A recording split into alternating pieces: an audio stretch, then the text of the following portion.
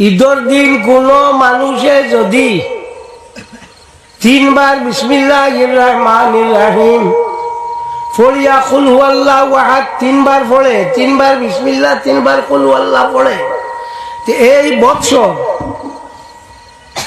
যত জাত গাছ পাত লতা পাতা